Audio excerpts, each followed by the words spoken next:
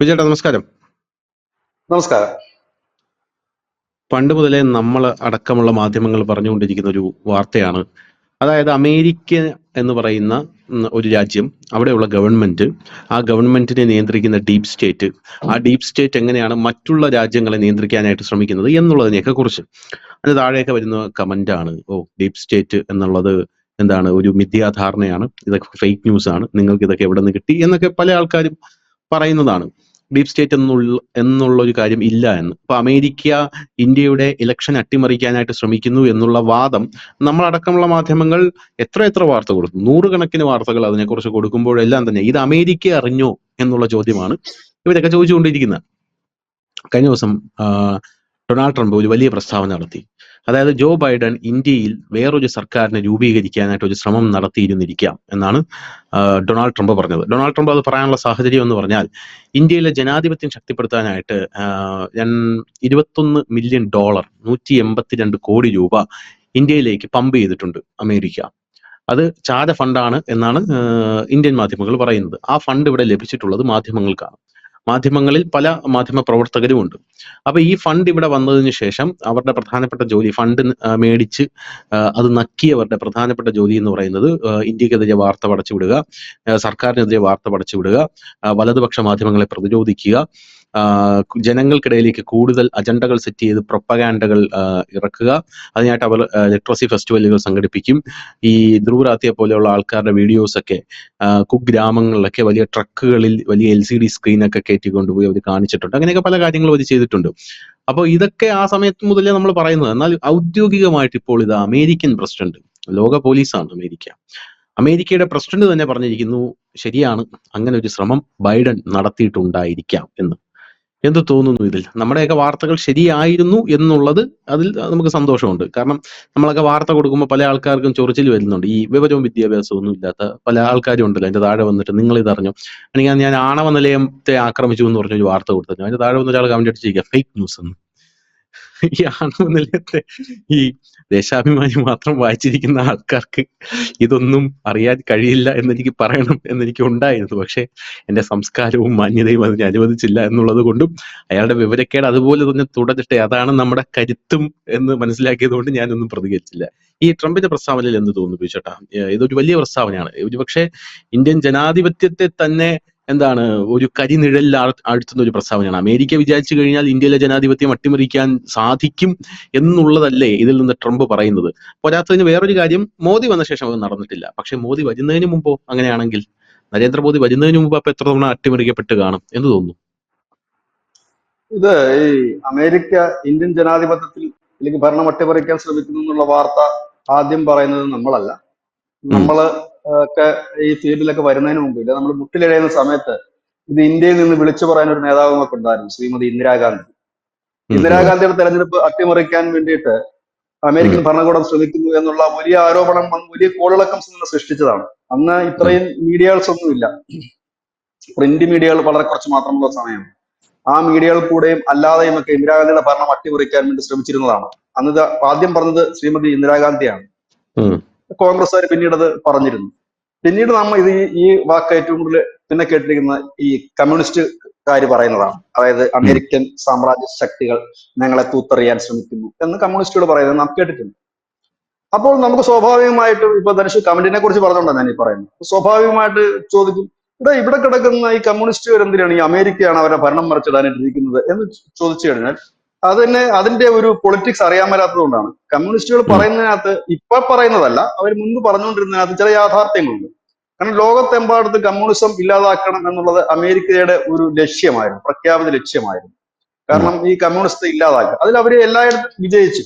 പക്ഷെ ഇന്ത്യയിൽ അവർക്ക് അതിനുവേണ്ടി വലിയ ശ്രമമൊന്നും നടത്തേണ്ടി വന്നില്ല. കാരണം കമ്മ്യൂണിസം സ്വയം തന്നെ തകരുന്ന ഒരു രാജ്യമായി ഇന്ത്യ മാറി. ഇല്ല. ഇന്ത്യയില് അവരുടെ നെഞ്ചത്ത് പോയിരുന്ന് അമേരിക്കയുടെ മറ്റേ ടൈംസ് സ്ക്വയറോ അവിടെ ചെന്ന് അവിടെ കസേര ഇട്ടിരുന്ന് ട്രംപിന്റെ നെഞ്ചത്ത് ചവിട്ടിയിരുന്ന് പ്രസംഗിച്ച ഒരു നേതാവ് ഇന്ത്യയിലുണ്ട്, കേരളത്തിലുണ്ട്. അദ്ദേഹത്തിന്റെ പേര് പിണറായി വിജയൻ എന്നാണ്. അതുകൊണ്ട് അത് ഞാൻ അംഗീകരിക്കില്ല. എന്തായാലും അദ്ദേഹത്തിന്റെ നെഞ്ചത്താണ് കസേര ഇട്ടുള്ളത്. അല്ല, കമ്മ്യൂണിസ്റ്റുകാരെ അകത്തേക്ക് കയറ്റി കഴിഞ്ഞാൽ അവരെ പിടിച്ച് ജയിലിൽ അടയ്ക്കും എന്നുള്ളതാണ് അമേരിക്കയുടെ ഇപ്പോഴത്തെ നിയമം. പക്ഷേ അമേരിക്കയിൽ നുഴഞ്ഞു കയറി നമ്മുടെ ചെഗുവേരയെ അനുസ്മരിപ്പിക്കുന്ന രീതിയിൽ അദ്ദേഹത്തിന്റെ നെഞ്ചത്ത് കസേരയിട്ടിൽ അവിടെ നിന്ന് പ്രസംഗിച്ചു. കൂടെ നമ്മുടെ നികേഷ് കുമാർ ഉണ്ടായിരുന്നു. അപ്പം ഇതാണ്. അപ്പൊ ഇന്ത്യയിൽ അതിന് അപ്പൊ അതുകൊണ്ടാണ് CPM ഇത് പറഞ്ഞത്. പക്ഷെ കോൺഗ്രസ്സുകാർ ഇതിന്റെ തിക്തഫലം അനുഭവിച്ചിട്ടുണ്ട്. അവരുടെ ഭരണം അട്ടിമറിക്കാൻ ഒരുപാട് തവണ ശ്രമം നടന്നിട്ടുണ്ട്. ഇത് അവര് പരസ്യമാണ്. അതിനുശേഷം ശ്രീമാൻ നരേന്ദ്രമോദിയുടെ ഭരണം അട്ടിമറിക്കുക, അതായത് അദ്ദേഹം മുഖ്യമന്ത്രി ആയിരിക്കുമ്പോൾ ഗുജറാത്തിൽ ഈ ഭരണം അട്ടിമറിക്കാൻ വലിയ ശ്രമങ്ങൾ തന്നെ നടന്നു. അതൊരു മാസമായിട്ടുള്ള ഒരു ശ്രമമായിരുന്നു. ഇപ്പോൾ മോദിയുടെ ഭരണം അട്ടിമറിക്കാൻ നടത്തിയ ശ്രമങ്ങൾ വെച്ച് അതൊന്നും അല്ല എന്ന് വേണം പറയാം. കാരണം ഒരു മുഖ്യമന്ത്രിയാണ്, ഗുജറാത്തിന്റെ മാത്രം ഒരു മുഖ്യമന്ത്രി, വലിയ എക്സ്പീരിയൻസ് ഒന്നുമില്ല അദ്ദേഹം അധികാരത്തിൽ കയറി വരുന്ന സമയം. അത് മാത്രവുമല്ല, ഈ രാജ്യത്ത് വലിയ പിന്തുണയൊന്നും BJPക്ക് ഇല്ല, ഇത്ര സ്ട്രോങ് അല്ല BJP.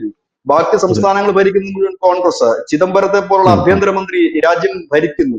ആ സമയത്ത് ഇവരെല്ലാം കൂടെ നോക്കിയതാണ് നരേന്ദ്രമോദിയെ പൊട്ടിക്കെട്ടാൻ ഈ പറയുന്ന സാമ്രാജ്യത്വ ശക്തികളും ഈ പറയുന്ന എല്ലാ പ്രതിപക്ഷ പാർട്ടികളും. അന്ന് അവരൊക്കെ ശക്തമാണ്. അന്ന് കമ്മ്യൂണിസ്റ്റ് പാർട്ടികൾക്ക് പോലും 40-48 സീറ്റ് ലോക്സഭയിൽ ഉള്ള സമയം കൂടെയാണ് നമ്മൾ ആലോചിക്കുന്നത്.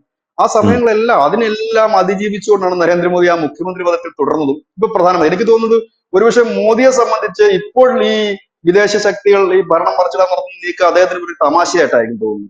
കാരണം അതിന് മാത്രം ഒരു മുഖ്യമന്ത്രി എന്ന നിലയിൽ ആ സംസ്ഥാനത്ത് നിന്ന് ഒതുക്കി തകർക്കാൻ വേണ്ടിയിട്ട് ഒരുപാട് ശ്രമങ്ങൾ നടത്തിയതാണ്.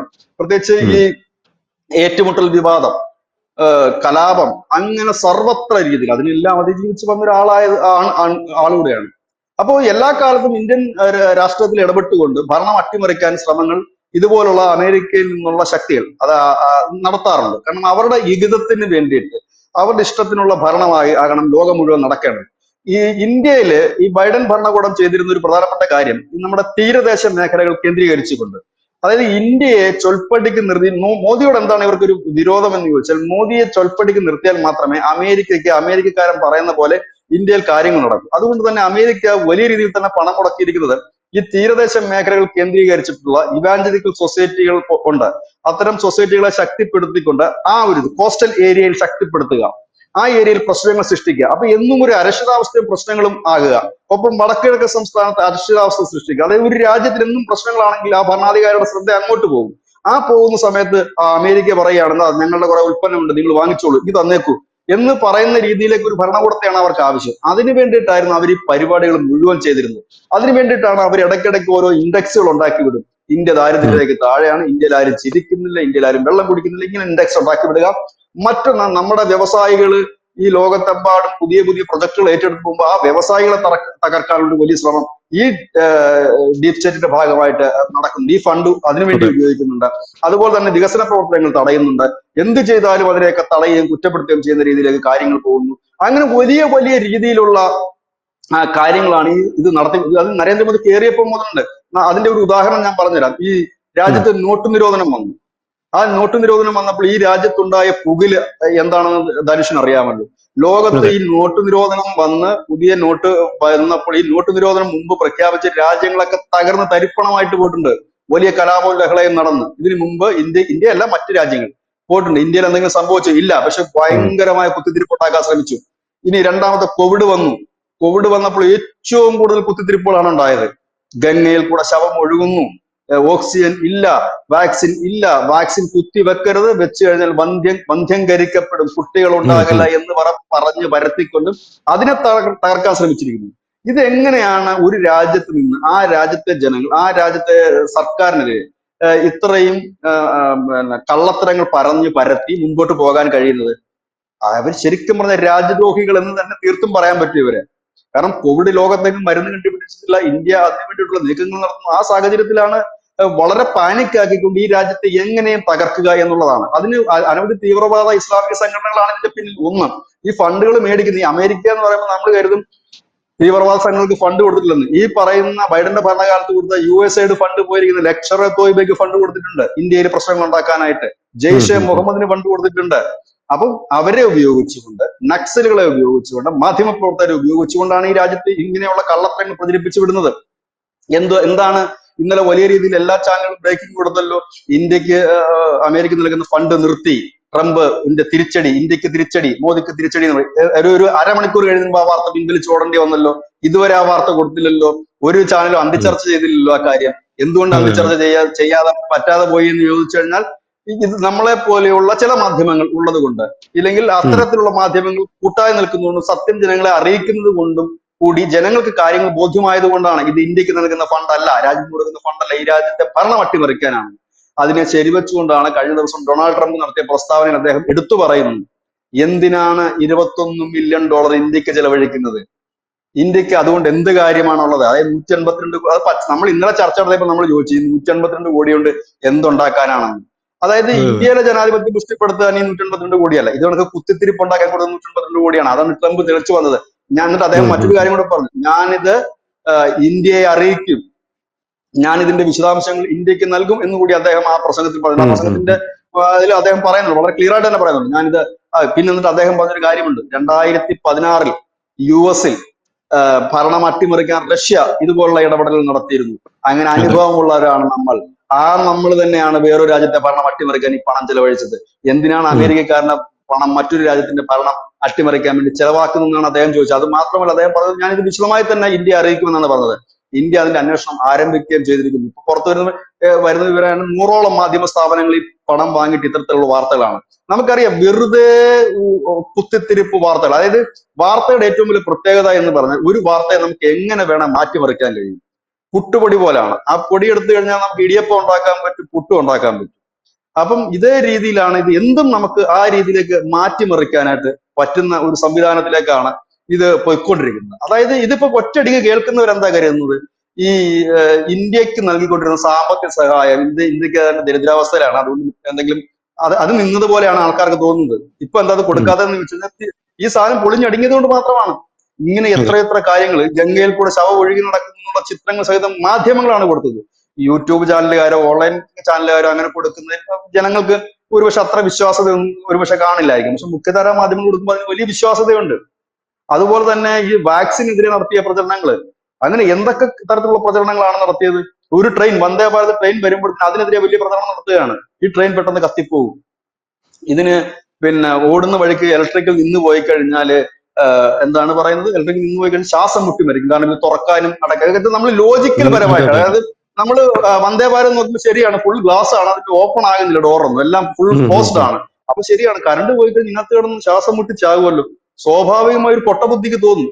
ഇതേപോലുള്ള കാര്യങ്ങളാണ് കഴിഞ്ഞ ദിവസം ഗംഗയിലെ ഈ പ്രയാഗ്രാജിൽ നടന്ന കുംഭമേളക്കെതിരെ അതേപോലെയാണ്.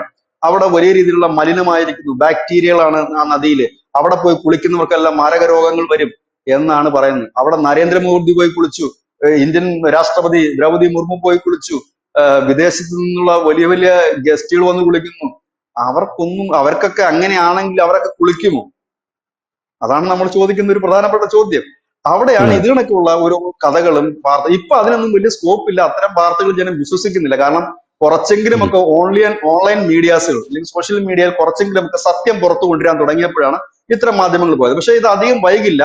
നമ്മൾ പ്രതീക്ഷിക്കുന്നത് ഇതിന്റെ പേര് സഹിതം ഏതൊക്കെ മാധ്യമങ്ങളാണ് എന്നുള്ളതിന്റെയും മാധ്യമ പ്രവർത്തകരുടെ പേര് സഹിതം അധികം വൈകാതെ തന്നെ ഈ റിപ്പോർട്ട് പുറത്തുവിടും. കാരണം തെരഞ്ഞെടുപ്പിന് മുമ്പ് തന്നെ ഇതിന്റെ തിക്തഫലം BJP അനുഭവിച്ചിരുന്നതാണ്. തെരഞ്ഞെടുപ്പ് കഴിഞ്ഞതിന് ശേഷം അമിത്ഷാ വളരെ ക്ലിയർ ആയിട്ട് തന്നെ പറഞ്ഞിരുന്നു, നടപടി ഞങ്ങൾ എടുത്തിരിക്കും. കാരണം ഈ രാജ്യത്തെ കുത്തിത്തിരിപ്പുണ്ടാക്കാനായിട്ട് ഉള്ള ശ്രമം, അതായത് വ്യാജ വാർത്തകളാണ് ഈ പടച്ചു വിട്ടുകൊണ്ട് ഉള്ള രീതിയിൽ എന്ത് വന്നാലും, ഇന്ത്യയിലെ എന്ത് കാര്യങ്ങൾ വന്നു കഴിഞ്ഞാലും അതും സ്വാഭാവികമായിട്ട് നമ്മുടെ വാർത്തയുടെ താഴെ കമന്റ് ആയിട്ട് നോക്കിയാൽ മതി. ഇന്ത്യ ഇപ്പോൾ ഒരു മിസൈൽ കണ്ടുപിടിച്ച് അതിന്റെ പരീക്ഷണം നടത്തി എന്ന് പറയുമ്പോഴത്തേന് താഴെ വന്നിട്ട് ചൈനയുടെ സൂപ്പറാണ്, അതായത് ഈ രാജ്യത്ത് ഇരുന്നുകൊണ്ടാണ് ആ കമന്റ് ഇടുന്നതും കൂടെ നമ്മൾ ആലോചിക്കണം. ചൈനക്കാരനല്ല ഇട്ടിരിക്കുന്ന കമന്റ്, ഇന്ത്യക്കാരനാണ് ഇട്ടിരിക്കുന്നത്. ചൈനയുടെ ഭയങ്കര സൂപ്പർ, അതിന്റെ ഒന്നും 7 അയലത്ത് വരത്തില്ല ബൈ എന്നാണ് താഴെ പറയുന്നത്. അതായത് സ്വന്തം രാജ്യത്തിനോട് പൂർവ്വ വിശ്വാസവും ഇല്ലാത്ത ഒരു വലിയ വിഭാഗത്തെ വളർത്തിയെടുക്കാൻ ഇതുപോലെയുള്ള ഡീപ് സ്റ്റേറ്റുകൾക്ക് കഴിഞ്ഞിട്ടുണ്ട്, ഇതുപോലെയുള്ള ഫണ്ടുകൾക്ക് കഴിഞ്ഞിട്ടുണ്ട്. അതിനൊരു വലിയ പരിധിവരെ മാധ്യമ പ്രവർത്തകർ പങ്കാളികളാണ്. മാധ്യമ പ്രവർത്തകർ മാത്രമല്ല, ഈ വ്യാജ പരിസ്ഥിതി സംഘടന NGO-കൾ, അതുപോലെ തന്നെ ചാരിറ്റി സംഘടനകൾ, വികസനത്തെ തുരങ്കം വെക്കുന്ന മനുഷ്യാവകാശ സംഘടനകൾ, അങ്ങനെ അനവധി സംഘടന, പിന്നെ മത പരിവർത്തന ലോബികള്, ഇവരെ എല്ലാം വെച്ചുകൊണ്ടാണ് ബൈഡൻ ഭരണകൂടം. നോക്കിക്കോളൂ, അത് ഞാൻ വളരെ തെളിവ് സഹിതം പറയാം. കഴിഞ്ഞ ബൈഡന്റെ ഭരണകാലത്ത് നമ്മുടെ തീരദേശ മേഖലയിൽ, തമിഴ്നാട്ടിലും തൂത്തുക്കുടിയിലും കേരളത്തിലും അടക്കം എത്രയോ തീരദേശ മേഖലയിൽ എന്തൊക്കെ വിഷയങ്ങൾ ഉണ്ടായിരുന്നു. കൊടുന്നനെ ഉണ്ടാകുന്ന വിഷയങ്ങൾ ഉണ്ടായിട്ടില്ലേ? അനവധി വിഷയങ്ങളുണ്ടായിരുന്നു. വടക്കിഴക്ക് സംസ്ഥാനങ്ങളിൽ വിഷയങ്ങൾ ഉണ്ടാകുക. ഇതൊക്കെ നമ്മുടെ ഭരണാധികാരികൾക്ക് അറിയാൻ പാടില്ല എന്നില്ല, അവരെയൊക്കെ അടിച്ചൊതുക്കാൻ നമ്മുടെ ഭരണാധികാരികൾക്ക് കഴിയുന്നുള്ളത് കൊണ്ടാണ് നമ്മളതിനെ വലിയ ഗൗരവമായിട്ട് വാർത്ത കൊടുക്കാറ്. അതിനെ അടിച്ചൊതുക്കാൻ കഴിയാത്തൊരു പരുവം വന്നപ്പോഴാണ് ബംഗ്ലാദേശ് തകർന്ന് തരിപ്പണമായത്. ഇവിടെയാണ് ബൈഡൻ ഭരണകൂടവും ഇന്ത്യയുമായി ഒരിക്കലും ഒരു സമരസപ്പെട്ടായിരുന്നില്ല പോയത്. ബൈഡൻ ഭരണകൂടത്തെ നമ്മൾ ഒരിക്കലും കാണാത്തതും ട്രംപിനെ നമ്മൾ ഇഷ്ടപ്പെടുന്നതിന് കാരണം ട്രംപ് വന്നാൽ നമുക്ക് ഇന്ത്യയുടെ ഒപ്പം നിൽക്കുമെന്നോ ഇന്ത്യയുടെ വലിയ കട്ട ഫാനാണെന്നൊന്നും അല്ല നമ്മൾ പറഞ്ഞു വരുന്നത്. പകരം ഉം. ബൈഡനേക്കാൾ ഇങ്ങനെയുള്ള കാര്യങ്ങൾ കുറച്ച് ക്വാളിറ്റി ട്രംപിനുണ്ട് എന്ന് പറയാതിരിക്കാൻ നമുക്ക് കഴിയില്ല. കാരണം ഇങ്ങനെയുള്ള കാര്യങ്ങൾ ഇവിടെയാണ് ഈ ഫ്രണ്ട് എന്ന് പറയുമ്പോൾ ആ ഫ്രണ്ടിന് ഇങ്ങനെ ചില ഗുണങ്ങളുണ്ട് എന്ന് കൂടി നമ്മൾ മനസ്സിലാക്കണം. ട്രംപിന്റെ സ്ഥാനത്ത് വേറെ ഏതെങ്കിലും ഒരു പ്രസിഡന്റ് ആണ് അവിടെ അധികാരത്തിൽ വന്നിരുന്നെങ്കിൽ, ഈവൻ കമല ഹാരിസ് തന്നെയാണ് വന്നിരുന്നെങ്കിൽ ഈ വിവരങ്ങളൊന്നും പുറലോകം അറിയില്ലായിരുന്നു. കമല ഹാരിസിന്റെ സഹായത്തോടു കൂടി പ്രവർത്തിക്കുന്ന NGO അല്ലേ നമ്മുടെ യൂനസിന്റെ മകൾ സോണിയ യൂനസിന് അടക്കം ഫണ്ട് ചെയ്തിരുന്നത്. ആ ഒരു മോണിക്ക യൂനസിന് ഫണ്ട് ചെയ്തിരുന്നത്, ക്ലിന്റൺ ഫൗണ്ടേഷന് ഫണ്ട് ചെയ്തിരുന്നത്, ഇവരെല്ലാം ഉണ്ടായിരുന്നല്ലേ. അപ്പം കമല ഹാരിസ് ജയിച്ചു വന്നിരുന്നെങ്കിലോ ഈ വിവരങ്ങൾ പുറലോകത്ത് എത്തുമായിരുന്നു. ഈ ഫണ്ടിങ് അപ്പോഴും തുടരില്ലായിരുന്നു. അതായത് ഈ ഫണ്ടിങ് തടയാൻ പറ്റില്ലെന്ന് വെച്ചാൽ നേരെ വരുന്ന ഒരു ഫണ്ടിങ് അല്ല. നമ്മൾ ഇന്നലെ അത് പറഞ്ഞു. വിവിധ രാജ്യങ്ങളായി പടർന്നു വന്നിരിച്ച് കിടക്കുന്ന ചാരിറ്റി സംഘടനകൾ വഴിയിട്ടാണ് ഈ ഫണ്ട് പോകുന്നത്. ഇത് പല രൂപത്തിലാണ് എത്തുന്നത്. ഞാനൊരു ചെറിയ ഉദാഹരണം പറയാം. പോപ്പുലർ ഫ്രണ്ട് ഇവിടെ ശക്തമായി നിന്നൊരു സമയത്ത് ഇവിടുത്തെ മാധ്യമങ്ങൾക്ക് മാസം 2 ലക്ഷം രൂപ അവർ കൊടുക്കുന്ന മാധ്യമങ്ങളുണ്ടായിരുന്നു, ഓൺലൈൻ മീഡിയാസിൽ അവരുടെ വാർത്തയും മറ്റും കൊടുക്കുന്നതിന്. അത് എത്തുക എന്ന് പറഞ്ഞാൽ ത്രൂ പ്രോപ്പർ കമ്പനി ആക്ട് പ്രകാരം രജിസ്റ്റർ ചെയ്ത കമ്പനിയിൽ നിന്നല്ല പണം എത്തുന്നത്. ചിലപ്പോൾ ഏതെങ്കിലും ഒരു കടക്കാരനായിരിക്കും ഇവർക്ക് ഈ പണം എത്തിക്കുന്നത്, ഇല്ലെങ്കിൽ മറ്റേതെങ്കിലും സ്ഥാപനങ്ങളിൽ നിന്നായിരിക്കും എത്തിക്കുന്നത്. അങ്ങനെയുള്ള ഒരു 100,000 ലിസ്റ്റ് ഉണ്ട്. കാരണം ഇപ്പോൾ പോപ്പുലർ ഫ്രണ്ടുകാരെ ചോദ്യം ചെയ്ത് വരുന്നതേ ഉള്ളൂ. അതൊരു വലിയ തുടർ പ്രക്രിയയാണ്. ഈ ചോദ്യം ചെയ്ത് വരുമ്പോഴാണ് ഓരോരുത്തർക്ക് കുടുങ്ങുന്നതും. ഗൾഫിൽ നിന്ന് ഏതാണ്ട് 10-13,000 പേർക്ക് ഇവിടെ വരാൻ കഴിയാത്തൊരു സാഹചര്യം വന്നത് ഈ ചോദ്യം ചെയ്യലിന്റെ ഒരു പകുതി ഘട്ടം കഴിഞ്ഞപ്പോഴാണ്. ഇനിയും ചോദ്യം ചെയ്യാൻ കിടക്കുന്നതേ ഉള്ളൂ. ഓരോ ചോദ്യം ചെയ്യുമ്പോഴാണ് ഈ പൈസ എവിടെ പോയി, ഇത് ആര് കൊടുത്തു, എന്ത് കൊടുത്തു എന്നൊക്കെ ഉള്ളത് വരുന്നത്. ഏതായാലും പിന്നെ അവര് ഉള്ള കാലം മുഴുവൻ ജയിലിലായതുകൊണ്ട് അന്വേഷണ ഉദ്യോഗസ്ഥന്മാർക്ക് അവർക്ക് സമയമുള്ളപ്പോഴൊക്കെ പോയി ചോദ്യം ചോദിക്കുക, എടുക്കുക, ആ രീതിയിലാണ് പോകുന്നത്. കാരണം എടാപിടി ചോദിക്കേണ്ട കാര്യമില്ല, അവിടെ പെർമനന്റ് കിടക്കുകയാണല്ലോ. അപ്പൊ ഇടയ്ക്കിടയ്ക്ക് പോകും, വിളിക്കും, കുറെ ചോദ്യം ചോദിക്കും. ഇങ്ങനെയാണ് അവിടുത്തെ ഒരു മെത്തേഡ് പോകുന്നത്. ഏതായാലും ഇപ്പൊ ഇതിന്റെ കൂടുതൽ വിവരങ്ങൾ എനിക്ക് തോന്നുന്നു നമ്മൾ ഈ വിഷയത്തെ കുറിച്ച് തന്നെ ഇപ്പൊ എടുക്കുന്ന ഒരു 6-7 ചർച്ചയാണെന്ന് തോന്നുന്നത്, ഈ USAID ഫണ്ടുമായിട്ടെന്ന് എനിക്ക് തോന്നുന്നു. ഏതായാലും നമുക്ക് ഇനിയും കുറെ ദിവസം കൂടി ഇത് ചർച്ചിക്കേണ്ടി വരും. കാരണം ഇതിന്റെ കൂടുതൽ ഡീറ്റെയിൽസുകൾ പുറത്തു വരും. അതിനുള്ള സൂചനകളല്ല വ്യക്തമായി തന്നെയാണ് ട്രംപ് പറഞ്ഞത്. ഇതിന്റെ വിശദാംശങ്ങൾ ഞാൻ ഇന്ത്യക്ക് നൽകും, മോദിയെ മറിച്ചിടാൻ തന്നെയാണ് ഈ ഫണ്ട് ചെലവഴിച്ചിരിക്കുന്നത് എന്നാണ് മനസ്സിലാക്കാൻ കഴിയുന്നത് എന്നാണ് ട്രംപ് പറഞ്ഞിരിക്കുന്നത്. താങ്ക് യു ബിജേട്ടാ, താങ്ക് യു സോ മച്ച്.